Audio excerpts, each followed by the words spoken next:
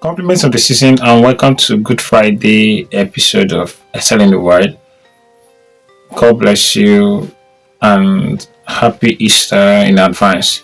Also, I'll beg that we take this time to reflect and do a self-examination or analysis of our weaknesses and strengths, areas of improvement, and all the rest.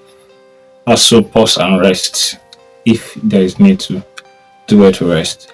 Alright, welcome to another wonderful episode of Excelling the Word, episode 19. God bless you. Stay tuned. When the end draws near, in the silence of a dying world, heaven watched, and earth held its breath. The final surrender. Not a cry of defeat, but the language of trust. Luke 23:46. With his final breath, he spoke eternity into time. Father, into thy hands I commit my spirit. The seventh word. The final surrender. The doorway to glory. Excelling the Word, episode 19, King NCA.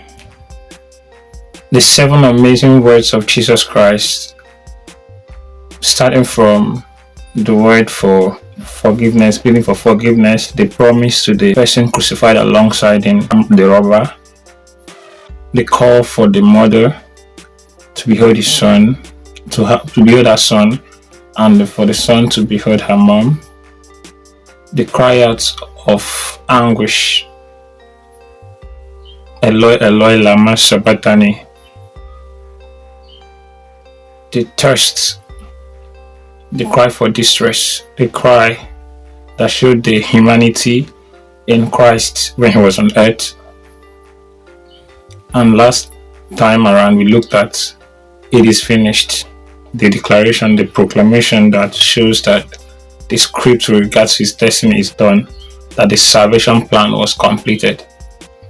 And after all this, the environment, the darkness, the weight of a bearing, he made a statement of reunion, the statement that shows the voluntariness of his death and his trust on the Father. He said, Father, into your hands I commit my spirit. Some translation will say, Father, into your hands I commend my spirit. Luke 23:44-46. Father, into your hands I commit my spirit. Despite the weight, despite the thing he faced, he stayed till the script of his journey, the script of his destiny was completed. And when that was done, he didn't die because people wanted him to die. He didn't die because of the destruction. He died at will. And if the last statements of any man is very important or are very important, then his last word should be taken as the most important. And this time around he said, Father, into your hands I commend my spirit. Father, into your hands I commit my spirit. So here are the 4 lessons we have for this particular statement on the cross. The first one is that of voluntariness. His death was voluntary. He didn't die because man wanted him. He didn't die because the weight was too overbearing. In fact, no man would survive how long Jesus survived with the kind of treatment and the pain he had before he gave up the ghost. So he gave in to death. He gave in. He agreed to die. And the Bible says he gave up the ghost. He chose to die at that moment. So while the whole world was on standstill, the darkness covered the earth, he died. For what? To grant us access to the temple, as symbolized by the parting into two of the tent in the temple or the veil in the temple from top to bottom. He gave up because he gave in so that we'll be saved. He gave in so that our faith will be strong. He gave in to show us the way that one has to die, which is the final aspect of getting the glory. Secondly, his words on this last statement on the cross, Father, into your hands I commend my spirit, speaks of a reunion. It further shows that our life do not end but after here. It also shows that death, that's physically dying, doesn't really imply cessation of breath only. It also means that there's a reunion that is happening out of here in a world unseen. So it means that he said, Father, into your hands I commend my spirit. It means that there is someone that is traveling, but he has to leave his body over here, and there's a better place out there where he had to be. So death is not just cessation of breath or life here on earth. It also means that our spirit has a journey to make, a journey into reunion, a journey into eternity, which brings us to the third lesson, which is the triune nature of man. That once man dies here, the only thing that stays, is his body. His spirit lives for eternity, be it eternal damnation or eternal life. So, and wherever you end up going is determined here on earth. Then the last one, it's a trust journey or a trust game. What do I mean by that? Jesus entrusted his spirit to God, having made up his mind to do one final war or battle of getting the dominion from the pit of hell, of going through the gates of hell and getting the power and the keys which man through Adam gave to the prince of this world. And Jesus, going on that journey, entrusted his spirit to the most trustworthy person on earth, to the most trustworthy that there can never be, who is God. So what this place is telling us is that the only person more trustworthy to entrust something to, and we will never worry, is God. And it's only in God that we are secure. And anything we entrust with God is secure and will only multiply. God is the only one more trustworthy to give, because he's the only one that is not selfish. He will always protect his own.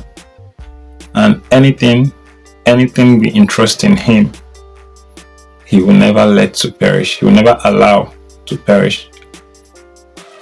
So this is sober time. And this is the last statement of Jesus. This is Good Friday. Of course, by 3 p.m. as recorded. Based on the time of man, he gave up the ghost after finishing his task. Is the death of Christ really worth it for you? Or do you continue in sin that grace may abound?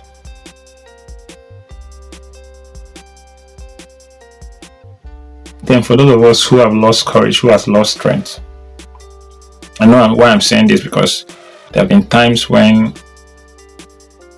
I've been discouraged. I felt like the world is at standstill and everything is so overwhelming and confusing.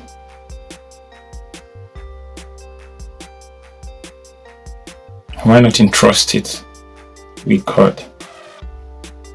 Just like the songwriter says, Jesus, take the wheel. Father, into your hands I commit everything. There are times where I've lost strength. I've lost the will and the zeal to do things. I've lost the desire to even remain disciplined. There's this feeling of exhaustion and everything. And then we cry to our Father, Abba Father, who is our source, because He's the only one that can help us. He's the only one we can entrust our life with, and we will not perish. Time of distress, time of confusion, when we're overwhelmed, is not the best time to distance ourselves from the Father. Yes, we may be discouraged, we may be disadvantaged, disappointed, but it's not the best time to go away from the Father. In fact, that's when you need to be with Him most. Stay and be strengthened. Stay and be enabled. Stay and be enlightened. Stay until He makes everything good. And trust me, He will. And trust Him to make everything work together for your good. So the Son of God, who came for humanity, who came to save our soul, who came to take back the dominion we handed over to the prince of this world, who came to return the keys to us, who came to bring us or drag us closer to God, as symbolized by the tents split into two on His death day, who we remember on Good Fridays during the Easter season.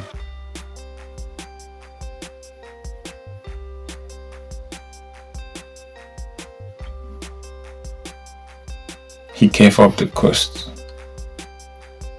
He gave it all for all of us. Because no man can actually kill God in His divinity. But He died anyway. Not because of any other thing. He chose it. It was willingly. It was voluntary. He chose to die. To give us the leverage. To give us the advantage. To be the bridge for us to go back to God. So all you wounded soldiers, some of us are soldiers that have been wounded, either due to half knowledge, ignorance, or we've thought so hard that we are disappointed and discouraged with a lot of things. This is an encouragement to us today. Christ still lives, and He chose us. So if God chose you, why think about the validation of men? Why think about the opinion of men? You know, this affected me once in my life, or more than once though, in the past. When you start things newly and nobody wants to do it with you, nobody wants to support, nobody feels like what they're doing is right or wrong. But the only thing that keeps you going is God said so. And even when you want to stop, He still says, son, continue. So if that's the only voice you hear every day, if sometimes, and at some point on the cross, Jesus felt forsaken, even by the Father, by the source, by the person, by the one who gave Him the assignment. But He never stopped. He didn't give up anyway. He still continued in process. So even when God seemed to be silent, stay. Even when it is overwhelming and confusing, as long as God led you through that path. So there's a statement I normally usually make, even in confusion. I'll continue in that path as long as God has set me in it, because I know that He leads me even when it's overwhelming. So you're feeling exhausted, you're feeling weary, tired. Sometimes you want to shed tears. That's good. But in all, do not lose your hope in Christ. Looking unto Jesus, the author and finisher of our faith. So if we follow his footsteps, if he suffered, at some point we might suffer for good doing, for doing the right thing. At some point we may do everything we're supposed to do and still not get the result we want to. But stay. Entrust everything to God and allow him build you. And in the end, we'll be reunited with our Father. God bless you. And we've come to the end of the 7 statements on the cross. It was a wonderful journey with you all. Share with others who need this encouragement. And as you do so, God will continue to bless and multiply everything you put your hands in. Stay sober. Reflect. Conduct a SWOT analysis of yourself this weekend and come out better. See you next Friday. And happy new month. Yeah, welcome to the month of April. Happy new month. Tada. God bless.